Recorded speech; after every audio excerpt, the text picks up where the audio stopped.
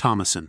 The giant of Amatlán de Cañas, Nayarit, Tomás Gómez Hernández, better known as Tomasón, born on December 27, 1863 in the Agua Fría ranch, municipality of Amatlán de Cañas, Nayarit, was distinguished by two things: his extraordinary height, 2.30 meters, and his taste for mule driving, to which he dedicated much of his life, with the exception of a few months in which he worked as a doorman at the Regional Museum of Guadalajara. Tomasón enjoyed traveling the clogged, dusty and rocky roads with his team of donkeys, about 14, in which he transported farm products, groceries and correspondence from one place to another.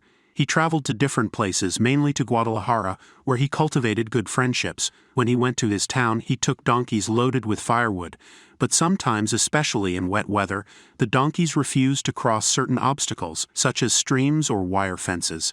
Then Tomasón, who in addition to being tall, was very strong, hugged each donkey with everything and load and carried them to the other side. He dressed in a blanket and guaraches, always wearing the traditional leather belt called a viper, that was used to store the silver coins with which he made his transactions. His pleasure was to travel the world, so on one of his trips to the United States he returned married to a young woman from the north named Josefa Flores, with whom he had two daughters named Maria de Encarnación and Maria de Jesus. In 1923, the director of the Museum of Guadalajara, Ishka Farias, hired him as the building's janitor, paying him 2 pesos a day with the right to housing and medicine, since by then, according to medical diagnoses, he was suffering from tuberculosis. However, his friends advised him to be careful, because the intention was to kill him, mummify him, and display him in the museum itself for the admiration of tourists. Due to his status as a giant, Tomasón was a highly anecdotal character.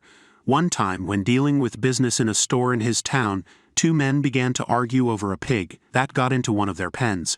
Tomasón repeatedly asked them to be quiet because they wouldn't let him hear, but instead of keeping quiet they started beating each other. Then Tomás took each of them by the waist and lifted them up to the roof of the tent. He left them there until other countrymen brought a ladder to take them down. On another occasion, several men were struggling to lift a bell to the church tower, but when they were unable to lift it, they went to ask Tomasón for help, who lifted it and went up alone. Those who knew Tomasón or wrote about him do not agree on the true height of this giant muleteer.